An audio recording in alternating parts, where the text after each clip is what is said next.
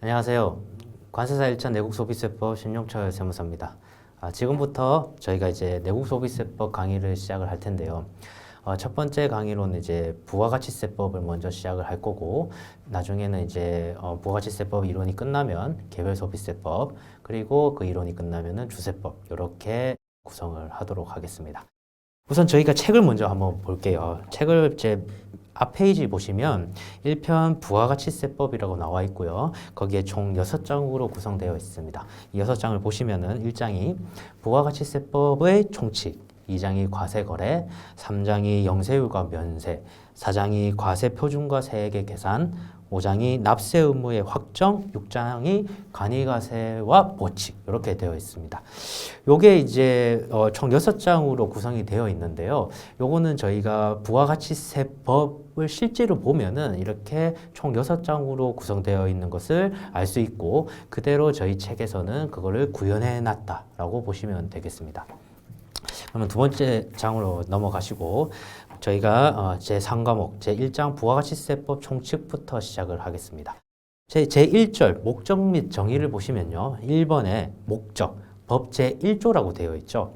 이거는 모든 법이 거의 다 유사합니다. 모든 법, 뭐 소득세법, 법인세법, 뭐 부가가치세법, 다 민법, 상법 이런 것들도 항상 그 1조에는 그 법의 목적이 나와 있습니다. 그 법의 목적이라고 하는 것은 왜 이 법을 저희가 개정을 했느냐라는 그 이유가 나와 있고, 그 목적 하에서 앞으로 그 법의 구성이 어떻게 되어 있느냐에 대해서 저희가 전반적으로 파악할 수 있기 때문에 요 1조 목적은 중요하게 한번 읽어보고 넘어가는 게 중요합니다.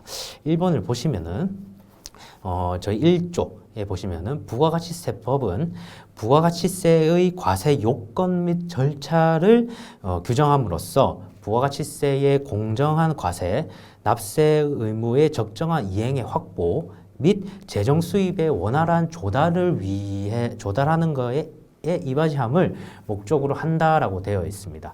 요것을 보시면은 앞으로 우리 이 부가가치세법 뒤에 법조항이 어떻게 되어 있는지 대충 알 수 있어요. 부가가치세의 과세 요건이 무엇인가에 대해서 아마 나와 있을 거고, 관련 절차 규정이 나와 있을 겁니다.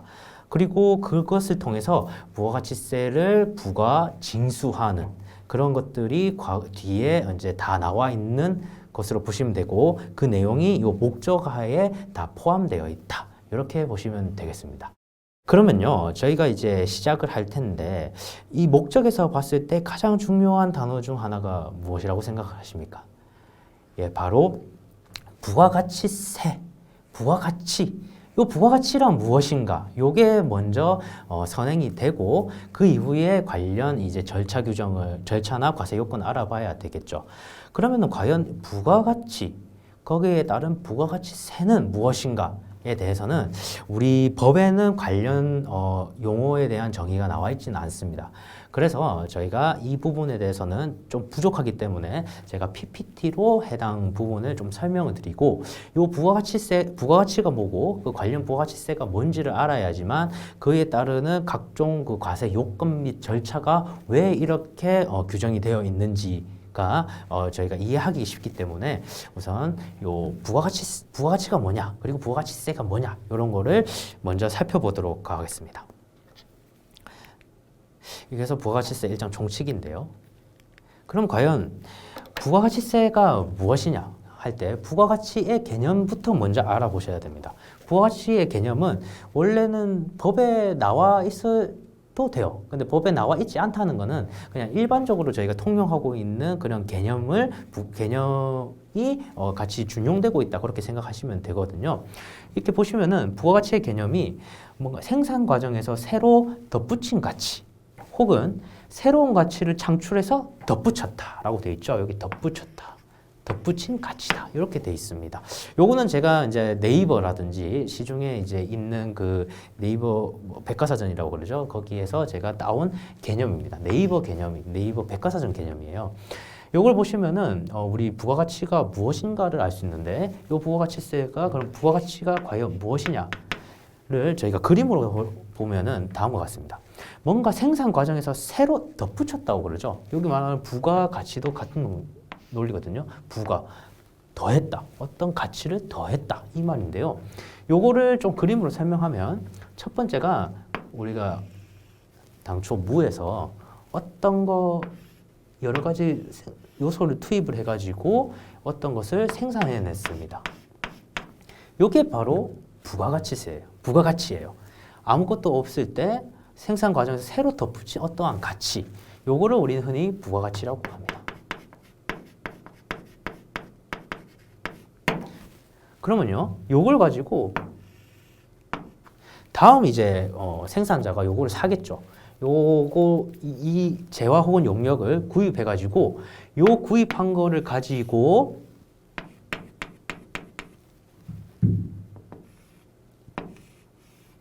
요 구입하는 가지고 말 그대로 생산 과정에서 새로 뭔가를 덧붙이는 거죠.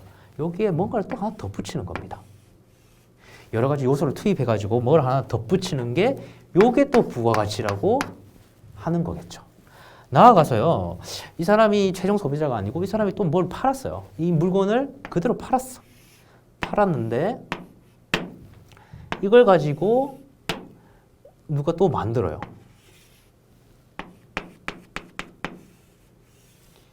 이걸 가지고 생산 과정에서 새로 뭔가를 또 덧붙입니다. 요게 바로 부가가치죠. 이거를 저희가 개념으로 봤을 때 개념을 그림으로 설명하는 거예요. 결국에는 부가가치라고 하는 거는 생산 과정에서 새로운 가치를 더하고 또 기존에 있던 거에 또 새로운 가치를 더하고 또 기존에 있던 거에 새로운 가치를 더하는 요게 바로 부가가치라고 보시면 되겠습니다.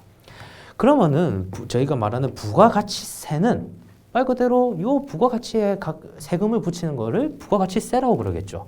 부가가치가 이렇고 부가가치세의 개념은 이 부가가치에 세금을 부과하는 것입니다. 결국에는 요 부가가치에 대해서 뭐 일정률의 세율을 곱하고 여기에 또 요만큼의 또 세율을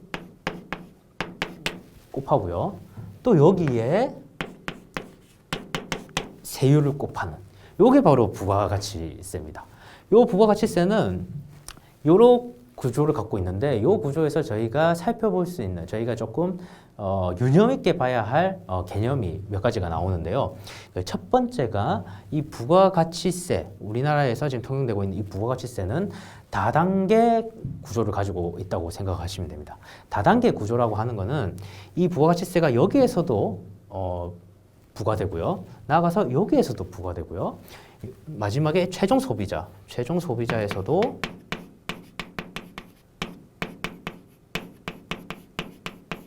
이 최종 소비자 단계에서도 이 부가가치세가 부과가 된다는 것입니다.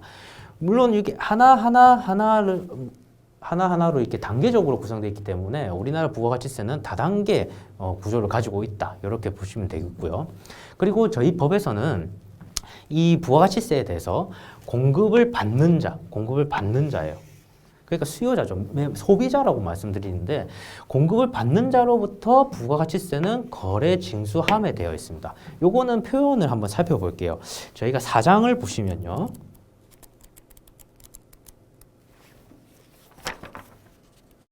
4장에 2절 1번을 보시면은 거래 징수라는 법조항이 있습니다. 제 31조인데요. 제가 이거 한번 읽어보도록 할게요. 거래 징수 법 제 31조는 사업자가 재화 또는 용역을 공급하는 경우에는 공급가액에 세율을 적용하여 계산한 부가가치세를 재화 또는 용역을 공급받는 자로부터 징수한다라는 겁니다. 결국에는 여기 이제 각각 이 사업자들이 요 소비자로부터 요 부가가치에 대한 세금을 거래 징수. 그러니까 요 가치 플러스 세금을 같이 받는 거죠. 요걸 거래 징수라고 표현을 하거든요. 요게 우리 부가가치세법의 계산 그 구조인데요. 요 구조를 보실 때는 결국에는 우리 이 부가가치세가 표명하고 있는 게 첫 번째가 이 다단계 소비세라는 것. 다단계.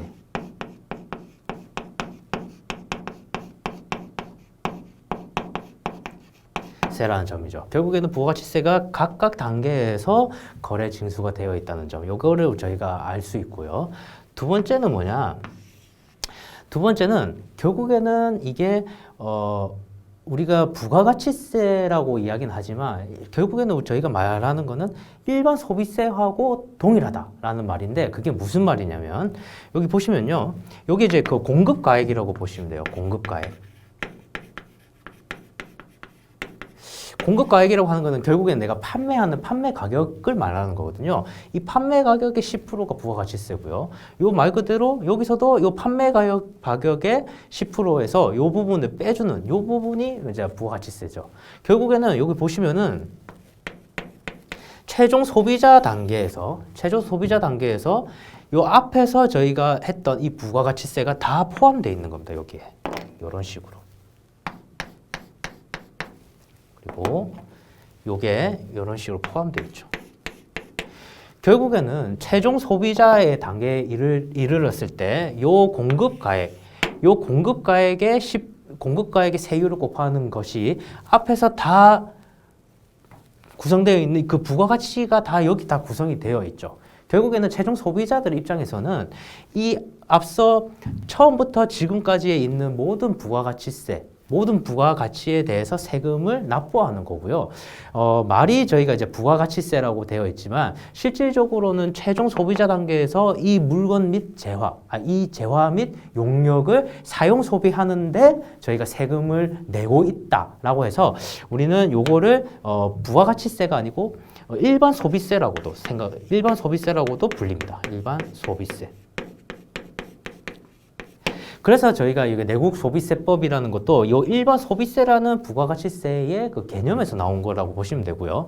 이 부가가치를 소비하는 행위에 세금을 내는 것.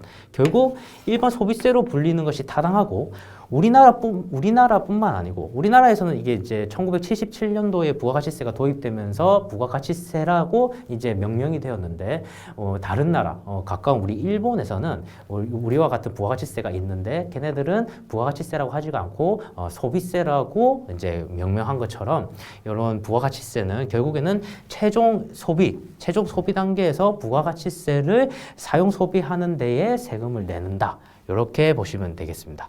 그리고 마지막으로 저희가 볼 수 있는 것이 바로 요 공급받는 자로부터 거래 징수한다는 표현인데요.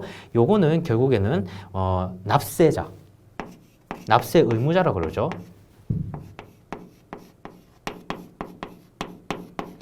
자와 담세자가 다르다는 겁니다.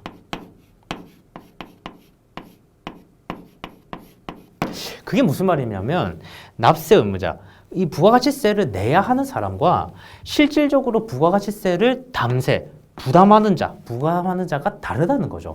왜 다르냐면 사실상 이 부가가치세를 납부해야 할 납세 의무자는 저희가 뒤에서 배울 거지만 이 재화 혹은 용역을 공급하는 사업자한테 부과되어 있습니다. 결국에는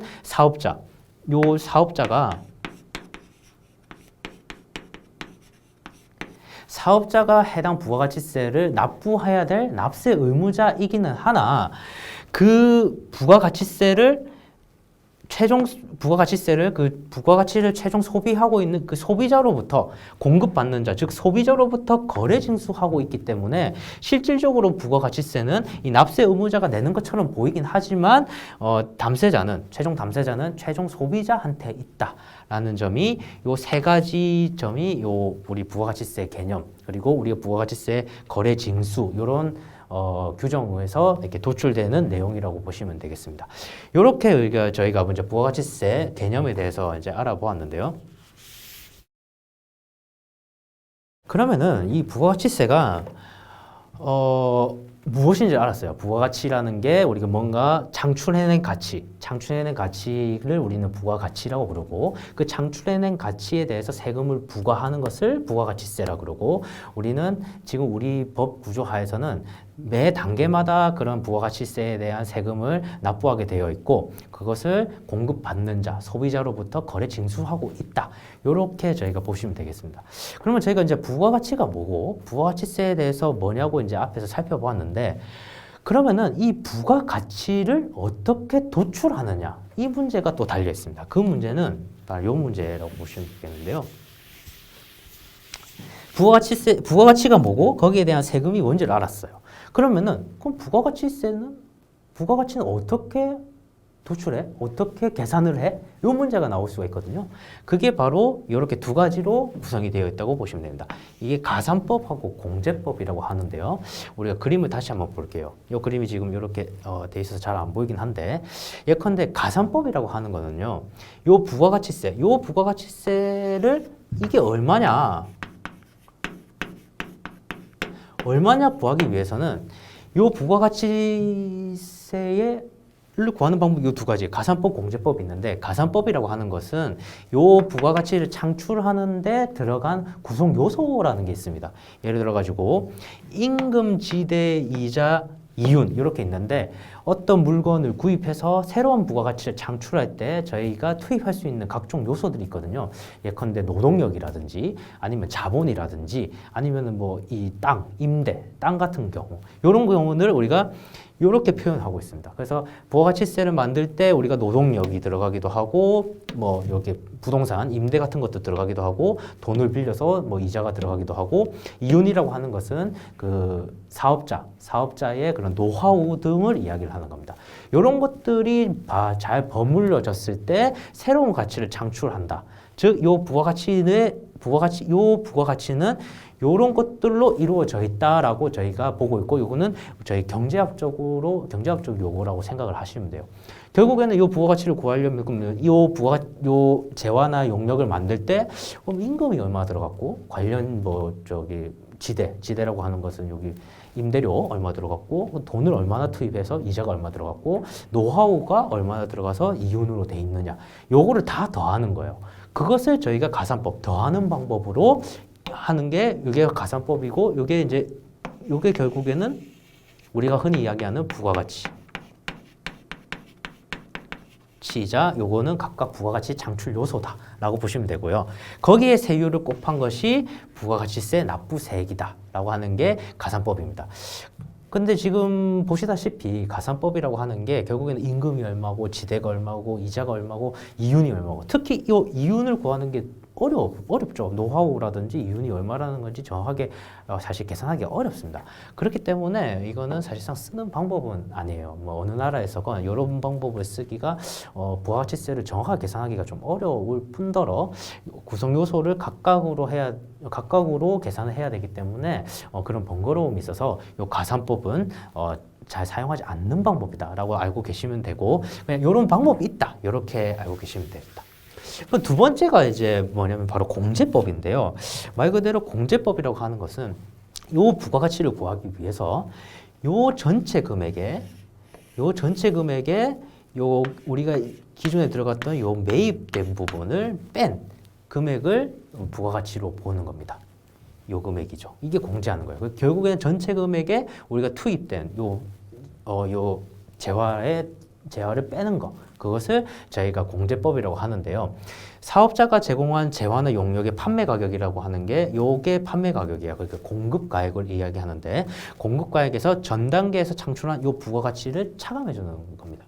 요 부가가치를 차감해 주는 이유가 뭐냐면, 우리가 계산 구조가 요 전체 금액에서 요거를 빼는 거거든요. 그게 부가가치세인데, 요거를 빼주는 이유가 이미 그 전 단계에서 이 해당 부가가치에 대해서 이미 납부를 했기 때문에 여기에 전체 금액에 대해서 세금을 또 부과하게 되면은 여기서도 부과하게 되고 여기서도 부과하게 되는 이중과세 문제가 발생하게 되는 거죠. 그래서 이전 단계에서 부가가치세를 납부를 한 그 재화 또는 용역은 공제를 해주고, 그 이외의 가치에 대해서는 부가가치세를 부과하겠다. 이게 공제법입니다. 요 공제법은 또 안에서 또 두 가지 방법으로 나누어져 있어요. 그거를 제가 한번 살펴보면, 이게 이제 전단계 공제 방법이랑 전단계 거래 공제 방법이 있고요. 전단계 세액 공제 방법이 있는데, 요거는 뭐 산술, 그러니까 식으로 봤을 때는 같은 내용인데요. 이게 표명하고 있는 큰 차이점이 있습니다. 그래서 이 두 가지 방법을 구분해 놓고요. 실질적으로 저희가 사용하고 있는 게 바로 이 전단계 세액 공제 방법입니다. 한번 보시면은 전 단계 거래액 공제 방법은요. 매출액에서 매입액을 뺀 금액에 대해서 세율을 부과한다는 거죠. 그게 바로 부가가치세 납부세액이 되는데요. 그게 아까 제가 말씀드린 바로 요거에 있습니다. 매출세액이라고 하는 게 공급가액, 총 공급가액에서 매입액이라는 게 요 부분이겠죠. 요거를 사서 새로운 가치를 더했기 때문에. 그래서 요 매출액에서 매입액을 뺀 금액이 요게 부가가치가 되는 거예요. 요 금액이. 부가가치. 거기에 세율을 곱한 금액을 납부해라 라는 게 전 단계 거래액 공제 방식입니다. 그런데요, 이 전 단계 세액 공제 방식은요, 요 식에서 출발하는 건 맞아요. 자세히 보시면은 지금 전 단계 세액 공제 방식이라고 하는 거는 매출액 곱하기 세율에서 매입세액을 뺀 금액은 납부세액이라고 하는데요. 요거는 결국에는 여기서 나온 요 식에서 도출된 식이라고 보시면 되겠습니다. 예컨대 요 세율을 요 각각의 안에 넣게 되면요. 요 매출액 곱하기 세율, 요거죠. 매출액 곱하기 세율 빼기 매입액 곱하기 세율, 매입액 곱하기 세율을 매입세액이라고 그래요. 그래서 이 식으로 이게 도출될 수 있는데 그럼 같은 내용을 왜 이렇게 다르게 표현을 하느냐? 그거는 저희가 말하는 이 세금계산서 제도랑 같이 연관시키기 위해서 이 제도를 선택을 하고 있다라고 보시면 되겠습니다. 그러면은 요 두 가지 방식의 차이점을 제가 한번 설명을 드릴 텐데요. 요거예요.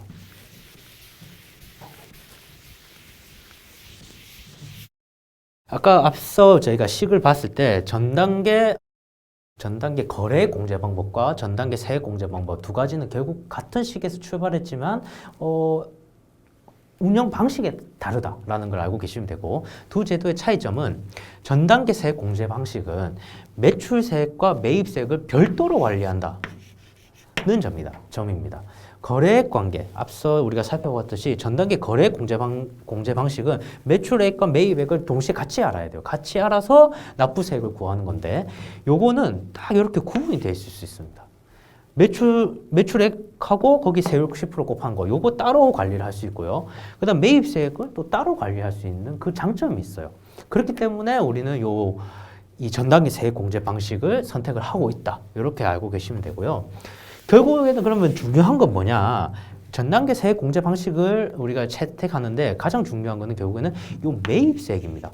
왜냐하면 매입세액을 우리가 알고 있어야지 납부세액을 알 수 있는데, 매입세액이 높으면 높을수록 요 납부세액이 떨어지겠죠. 결국에는 사업자 입장에서는 요 매입세액을 어떻게 입증하느냐 문제가 가장 큰 이슈가 되는 겁니다. 매입세액을 그러니까 결국에는 사업자가 증명을 해야 되는 거예요. 내가 요만큼은 매입을 했다라는 걸 사업자가 증명해야 부가가치세를 줄일 수 있는 여지가 있는 거죠. 이런 유인이 있다 보니까 사업자분들은 이 매입세액을 공제받기 위해서 많은 노력을 하게 많은 노력을 합니다. 근데 이 매입세액, 이 전단계 세액 공제 방식에서 결국에는 이 매입세액 증명이 중요하다고 했는데, 이 증명을 받을 수 있는 가장 큰 제도가 우리나라에 있는 이 세금계산서 제도라는 겁니다. 이 세금계산서 제도 때문에 사실 여기 전단계 세액 공제 방식을 저희가 채택을 할 수 있어요. 결국에는 우리가 뭐 매출이나 매입이 발생할 때 이 세금계산서를 서로 주고받거든요. 세금계산서를 반드시 주고받아야 되고, 이 세금계산서가 있어야지만 그 관련 매입세액을 공제받을 수 있는 첫 번째 요건이 됩니다. 그렇기 때문에 사업자들 입장에서는 뭐 물건을 사고 난 뒤에 반드시 세금계산서를 요구를 할 수밖에 없어요. 그래서 이 세금계산서 제도가 반드시 필요합니다. 요 전단계 세액 공제 방식에서는. 왜냐하면 아까 말씀드렸듯이 매입세액을 증명하려면 어떤 증명할 수 있는 증명서가 있어야 되고, 그 증명서가 이 매입세액을 증명할 수 있는 가장 중요한 증명서가 바로 이 세금계산서가 있기 때문이죠.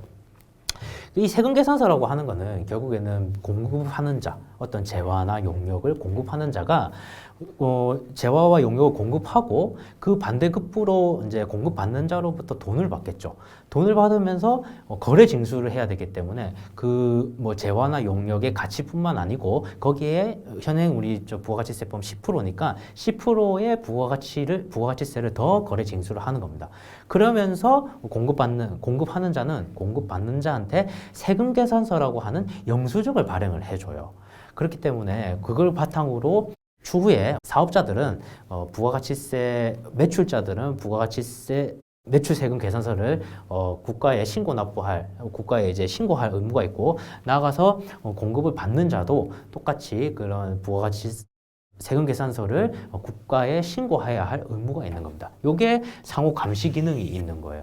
왜냐면은 그 부가가치세 각각 한 장씩 갖고 있거든요. 공급하는 자 부가가치세, 공급받는 자 부가가치세 같은 내용을 두 장을 가지고 있고 각각 신고를 국가에 하고 있기 때문에 상호 검증을 할 수 있다라는 게 부가가치세 세금 계산서 제도의 장점 중 하나입니다. 바로 이 상호 감시 기능, 때문에 국가에서는 이 세금 계산서 제도를 놓칠 수가 없는 거예요.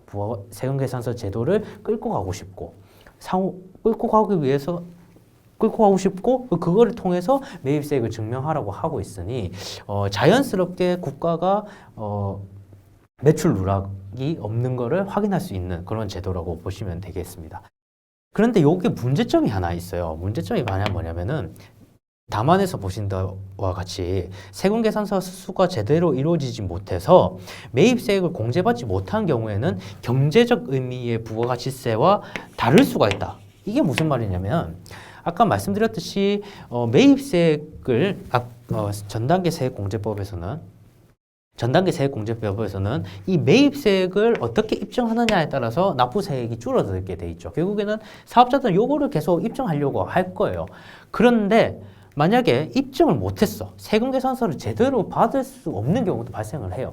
뭐 세금 계산서 수수를 제대로 하지 못하면 국가에서는 실질적으로 네가 그 사업을 하면서 해당 재화를 매입했고 그에 관련된 부가가치를 줬다 하더라도 이 세금 계산서가 없으면은 매입세 공제 자체를 안 해줍니다. 그러다 보니까 내가 실제로 쓴 거에 대해서는 공제를 받지 못하는 경우가 발생하고, 그 말은 결국 경제적 의미의 부가가치, 아까 말씀드렸듯이 경제적 의미의 부가가치는 우리가 총 매출액에서 매입액 그거를 빼야 되는데 요 전체 금액을 빼지 못하고 부가가치세 세금 계산서를 수수하지 못한 요 부분에 대해서는 오히려 세금을 내야 되는 경우가 발생을 하게 되겠죠.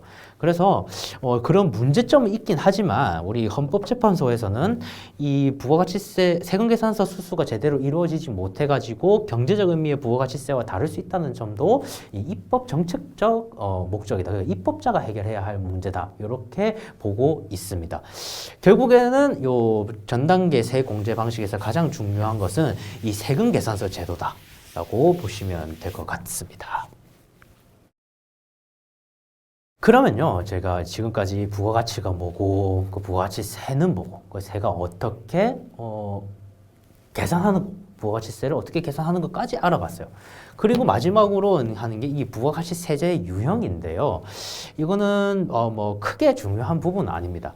뭐 매입세액에서 자본재 매입액이 포함되어 있는지 여부에 따라서 총생산형, 뭐 소득형, 소비형 이렇게 세 가지로 구분된다라고 돼 있는데, 이게 무슨 말이냐면 아까 말씀드렸듯이 요 보시면은 총 매출액에서 저희가 매입액을 빼는 게 부가가치, 총 매출액에서 매입액을 빼는 게 부가가치라고 말씀드렸잖아요. 요때 요 매입액에 자본재라는 게 포함이 될 수 있느냐라는 문제죠. 자본재 같은 경우라고 하면은 우리가 건물이라든지 이게 당장 사용 소비되는 게 아니고 우리가 사놓고 기간에 따라서 이게 뭐 사용 소비가 되는 그런 자산들을 말하는 건데, 그런 자산들이 요 매입액에 포함이 될 수 있느냐 여부를 말하는 거거든요. 근데 사실상 그게 크게 중요한 건 아니고요. 현재 우리나라에서 어떤 것을 채택하고 있느냐 그것만 알고 계시면 됩니다. 그게 바로 소비형 부가가치세인데요. 이때는 매출액에서 중간재 구입액에서 자본재 구입까지 다 빼준, 결국에는 이 자본재 구입액도 여기 매입액에 포함이 돼 있다라고 보시면 되겠습니다. 그래서 이 구조의 가장 큰 장점은 자본재마저도 매입세 공제를 받을 수 있기 때문에 투자하는데 적극적일 수 있어요. 왜냐면은 다 공제를 받을 수 있거든요. 자본재 투자에 있어서. 그렇기 때문에 우리나라는 이 소비형 부가가치세 제도를 채택하고 있다. 이렇게만 알고 계시면 되고요. 뭐 요게 뭐 더 위에 총생산형 혹은 이 소득형은 뭐 이 중간재 구입액에 요 자본재 구입액이 없는 거죠. 그러니까 인정을 안 해준다. 그 중에서 뭐 감가상각비만 인정해준다. 이거는 전 금액 다 인정해준다. 이런 의미라서 크게 뭐 크게 이제 여기에 에너지를 쏟을 이유는 없다. 결국에는 우리는 이 소비형 부가가치세제 유형을 채택하고 있는 나라다. 이렇게 알고 계시면 되겠습니다. 그러면 이제 저희가 지금까지 이제 부가가치세가 뭐고, 부가가치세가 뭐고, 그 부가가치를 어떻게 계산해야 되는지, 이 부가가치세가 어떻게 계산돼야 되는지, 가산법, 공제법, 그리고 나아가서 부가가치세제 유형을 해서 우리는 소비형을 채택하고 있다. 요렇게 진행이 되었습니다. 네, 이제는 부가가치세 과세 요건에 대해서 알아볼게요. 저희가 이제 첫 번째 저희가 1장 1절 1번 목적에서 봤을 때 부가가치세법은 부가가치세 과세 요건 및 절차를 규정한다고 되어 있거든요. 그래서 저희가 이제 부가가치가 무엇인지, 부가가치세가 무엇인지를 알아보았고, 그 다음에는 이제 알아봐야 될 것이 우리가 과세 요건이 무엇이냐, 이렇게 요 부분을 이제 저희가 알아보도록 하겠습니다. 그 과세 요건이라고 하는 것은 우리가 세금을 내야 하는 기본 구성 요소를 의미를 하는 거거든요. 예를 들어서 누가 무엇에 대해서 얼마만큼 내야 되느냐, 요거를 저희가 과세 요건이라고 그러고요. 우리 세금 말로는, 우리 세법적인 표현으로는 누가 납세 의무자, 어떤 납세 의무자가 어떤 과세 대상을 통해서 얼마만큼을 어떤 세율을 적용해 가지고 납부를 해야 되느냐에 대해서 저희가 알아볼 거고요. 향후에 우리가 부가가치세 혹은 뭐 개별 소비세, 주세도 전부 요 과세 요건에 대해서 자세하게 설명되어 있다고 생각을 하시면 되겠습니다. 과세 요건이 요건데요. 그럼 첫 번째가 우리가 살펴볼 것이 납세 의무자입니다. 납세 의무자. 과연 누가 부가가치세를 내야 할 의무가 있느냐? 요거는 이제 저희가 부가가치세법 제3조에 그 관련된 규정이 있는데요. 제1장 제1절 제2절이죠. 제1장 제2절 1번에 보시면은 납세 의무자라 해가지고 부가가치세법 제3조가 표현되어 있습니다. 물론 이제 일단은 제가 여기서 과세 요건에 대해서 쭉 설명을 드릴 텐데요. 요거는 그냥 간략적으로 이런 것들이 있다라고만 일단 알고 계시면 되고, 추후에 우리가 이제 요걸 바탕으로 좀 더 자세하게 공부하는 것은 그 뒤에 이제 제가 진행을 할 거고요. 우선은 간단하게 한번 알아보도록 하겠습니다. 그럼 부가가치세의 납세 의무자는 뭐라고 되어 있느냐? 부가가치세법 제3조에 보시면은 다음 중 어느 하나에 해당하는 자로서 개인, 법인, 그리고 법인격 없는 사단, 재단 또는 그 밖의 단체는 부가가치세를 납부할 의무가 있다 라고 되어 있고, 그 다음 중 어느 하나에 해당하는 자를 사업자 혹은 재화를 수입하는 자, 이렇게 두 사람으로 구분을 해놨습니다. 이게 무슨 말이냐? 결국에 사업자로서 개인 혹은 법인, 개인도 사업할 수 있고요, 법인도 사업할 수 있고, 뭐 법인격 없는 사단, 재단 혹은 그 밖의 단체는 부가가치세를 납부해야 할 납세 의무자다라는 거고, 두 번째, 2번은 재화를 수입하는 자라고 돼 있죠. 이 재화를 수입하는 자로서 또 개인, 법인은 부가가치세를 납부할 의무가 있다. 이렇게 돼 있습니다. 그럼 과연 사업자가 뭐냐? 그리고 재화를 수입하는 자는 왜 부가가치세 납부를 해야 되느냐에 대해서는 저희가 추후에 뒤에서 보다 자세하게 관련 규정에 대해서 좀 알아보도록 하겠습니다. 우선은 간략적으로 납세 의무자가 어떻게 되어 있느냐, 이거를 알아보았고요. 두 번째는 과세 대상입니다. 그러면 어떤 거에 대해서 부가가치세를 부과할 것이냐라고 되어 있는데요. 우리 과세 대상은 부가가치세법 제4조에 관련 규정이 되어 있고요.